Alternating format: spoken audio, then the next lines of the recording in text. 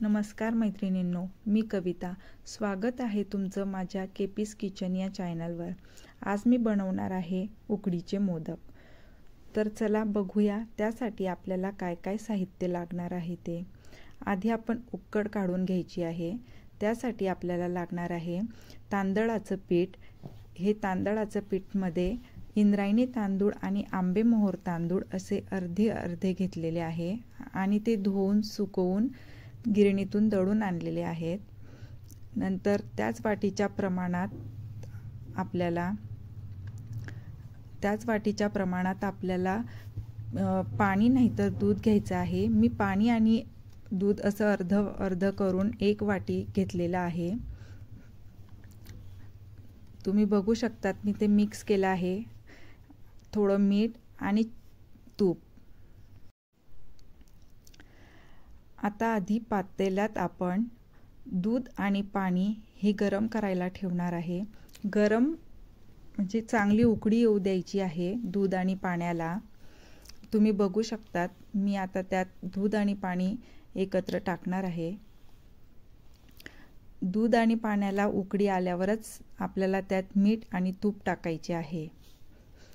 तुम्ही बघू शकतात त्याला उकळी यायला ठेवलेला आहे मी. तुम्ही बघू शकतात आता पाण्याला उकळी आलेली आहे. त्यात मी थोडे मीठ टाकले आणि 1 चम्मच तूप टाकलेला आहे. आता याच्यामध्ये आपल्याला तांदळाची पिठी टाकून ती चम्मचने चांगली हलवून घ्यायची आहे. बघा तुम्ही मी टाकत आहे आता त्यात. तांदळाचं पीठ हे बारीक दळलेलं पाहिजे चांगलं. त्याच्यामुळे चांगली अशी आपल्याला कढी बनवता येते मोदक बनवताना. तुम्ही बघू शकतायत मी किती छान हलवत आहे. असं त्याच्यात अशा गुठळ्या नको जमा व्हायला, त्यासाठी त्याला हलवत राहायचं आहे. थोडं हलवल्यावर आपल्याला गॅस बंद करायचा आहे.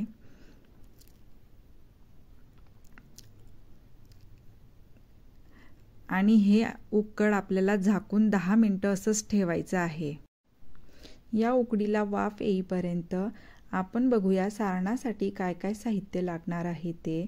तर चला बघूया. सारणासाठी आपल्याला ओला नारळाचा खीस मी नारळाची खालची बाजू कट करून, तुम्ही बघू शकतायत मी तुम्हाला दाखवते, त्याची ही साल पूर्ण काढून त्याचे तुकडे करून मी मिक्सरमधून जाडसर असं वाटलेलं आहे. 1 वाटी नारळाचा खीस आहे. त्याच्या अर्धी वाटी आपल्याला गूळ घ्यायचा आहे किंवा तुम्ही गूळ तुमच्या आवडीप्रमाणे घेऊ शकतात. इलायची, जायफळ पावडर, केसर मी हे दुधामध्ये भिजवून ठेवलेलं आहे. हे आपल्याला मोदकला वर लावण्यासाठी यूज येईल. खसखस, तूप आणि काही ड्रायफ्रुट्समध्ये काजू, बदाम आणि पिस्ता घेतलेला आहे. तर चला आता आपण सारण बनवूया. त्यासाठी आपण आधी कढई हलकी गरम करून त्यात खसखस मी भाजणार आहे. आपल्याला खसखस जास्त अशी भाजायची नाही आहे. थोडं ती तळतळली की लगेचच आपल्याला काढून घ्यायची आहे. 1-2 मिनटं अशी परतायची आहे कढईमध्ये. तुम्ही बघू शकतात मी परतत आहे.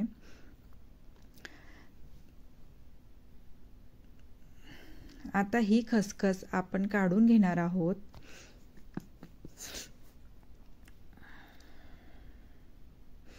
आता 1 चम्मच तूप टाकणार आहे मी. त्यात काही ड्रायफ्रुट्स आपल्याला परतायचे आहेत.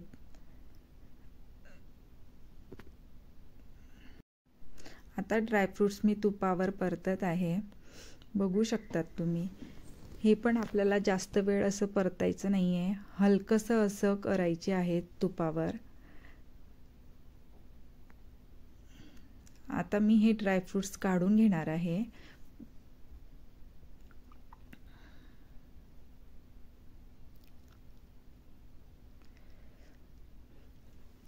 कढईमध्ये थोडं तूप टाकत आहे.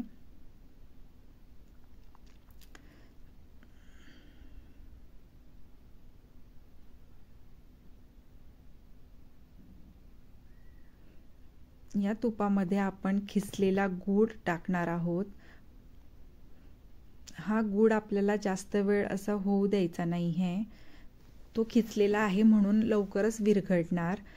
त्याचा आपल्याला पाक करायचा नाही आहे. पाक केल्यावर जे सारण बनणार ते कडक होणार. त्याच्यासाठी फक्त 2 ते 3 मिनटंच लागणार. असं गूळ आपल्याला विरघळून घ्यायचं आहे तुपामध्ये. बघू शकतायत तुम्ही.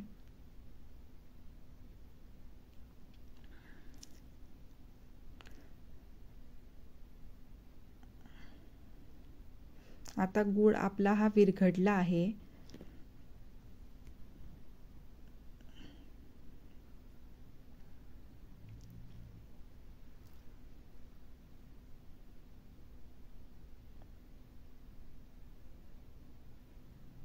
आता यात आपण नारळाचा खीस टाकणार आहोत.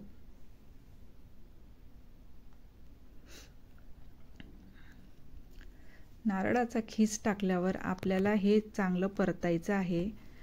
गूळ आणि खीस पूर्णपणे मिक्स व्हायला पाहिजे. आणि नारळाला मॉइश्चर जास्त असतं तर ते थोडं ओलसर लागेल. तर आपल्याला हे तितक्या वेळ परतायचं आहे जोपर्यंत त्याचा ओलसरपणा हा कमी होणार नाही. हे मात्र आपल्याला हलवतच राहायचं आहे.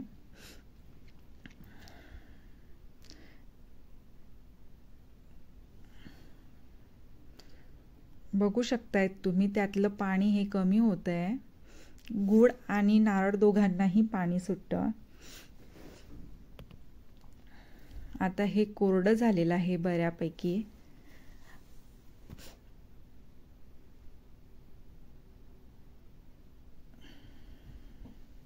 हे कोरडं झाल्यावर आपल्याला गॅस बंद करायचा आहे. आता मी गॅस बंद केलेला आहे. तुम्ही बघू शकताय सारण कसं मोकळं मोकळं झालेलं आहे. गॅस बंद केल्यावर मी यात फ्राय केलेले ड्रायफ्रूट्स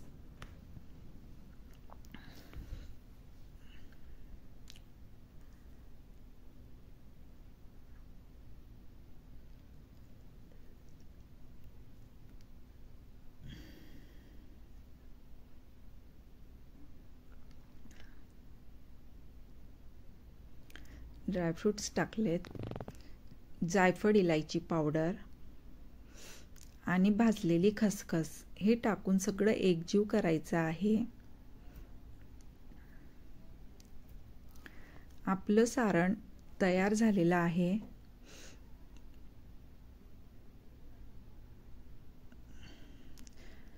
आता आपण बघूया उकळला वाफ आलेली आहे. ते आपण परातीत काढून घेऊ.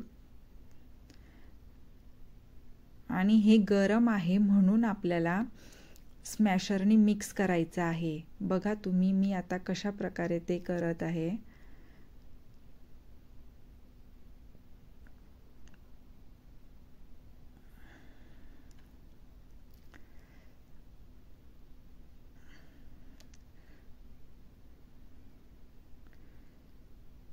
ही उकळ आपण चांगली स्मॅश केल्याने ती खूप मऊसूत होते आणि त्याचे मोदकही खूप छान बनतात. स्मॅशरनी झाल्यावर जेव्हा आपण हात लावू शकतो तेव्हा हातानेही चांगलं त्याला स्मॅश करायचं आहे आणि त्याचा चांगला असा गोळा तयार करायचा आहे. आधी स्मॅशरनी चांगलं स्मॅश करायचं. आता बघू शकतात तुम्ही मी हाताला थोडं थंड पाणी लावून त्याला मळत आहे. तो छान एकसारखं गोळा तयार होईल.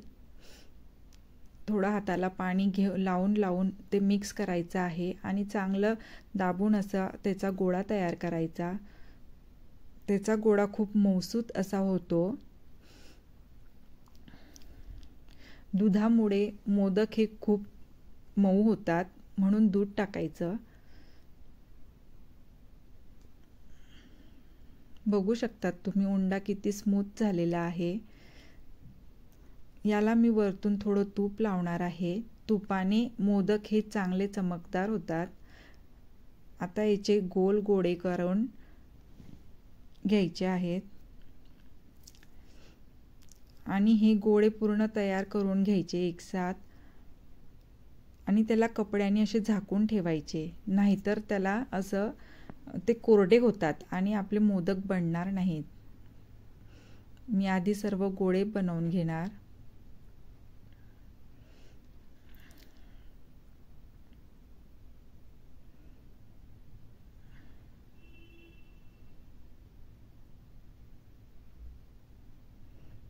मी तुम्हाला एक मोदक बनवून दाखवते. त्याला दोघी हातांनी असं फिरवत जायचं आणि त्याची जी कड आहे तिला दाबत दाबत ती पातळ करायची आणि खालचा भाग हा जाड ठेवायचा. तो जर पतला ठेवला तर मोदक आपला फुटू शकतो. तर तुम्ही बघू शकत आहे मी कसं प्रकारे करत आहे ते. हे जर तुम्हाला हाताने नाही आले तर तुम्ही पोळपाट लाटण्यावर ते लाटूही शकतात. छोटी अशी पुरी करायची आणि त्याला मोदकाचा आकार देऊन सारण भरायचं.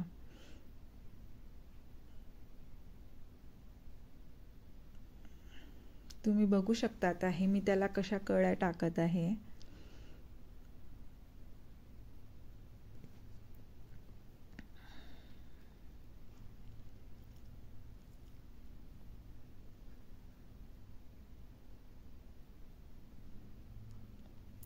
कळी टाकताना ते खालपर्यंत असं प्रेस करायचं आहे म्हणजे आपल्या मोदकाला चांगल्या कळ्या येतील. आणि हाताला चिटकत असल्यास तूप लावून ती बनवत जायची.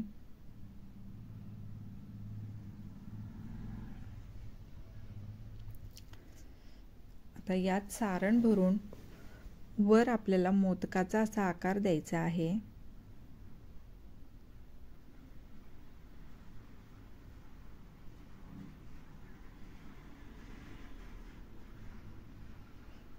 बघू शकतात तुम्ही मोदक हा तयार झालेला आहे. तर अशाच प्रकारे मी आता सर्व मोदक बनवून घेते.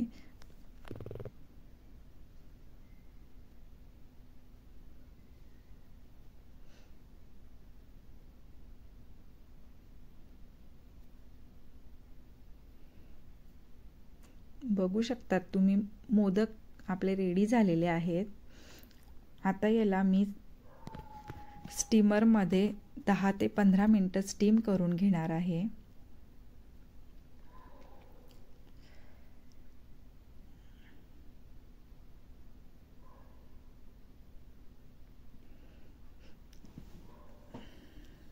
जे केसर मी दुधात भिजवलेलं होतं ते तुम्ही बघू शकतात. मोदकला एक एक करून लावलेले आहेत.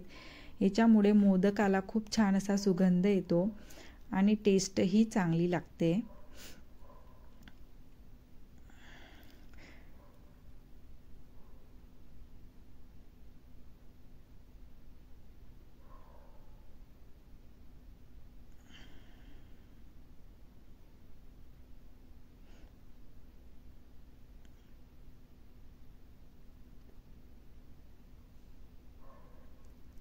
आता मोदक मी स्टीम करायला ठेवत आहे. स्टीम करण्यासाठी आपल्याला 10 ते 15 मिनिटं होऊ द्यायचे.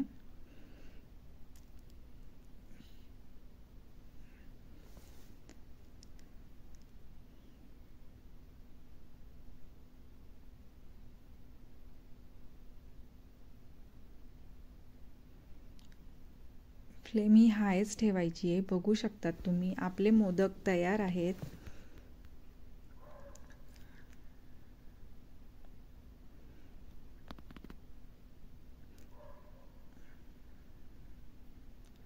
मोदक आपले तयार झालेले आहेत. मोदकाला असे फोडून त्यावर तूप टाकून आपल्याला खायचे असतात. तुम्हाला जर माझी रेसिपी आवडली असेल तर लाईक, शेअर, कमेंट करा आणि माझ्या चॅनलला सबस्क्राईब करा. थँक्यू.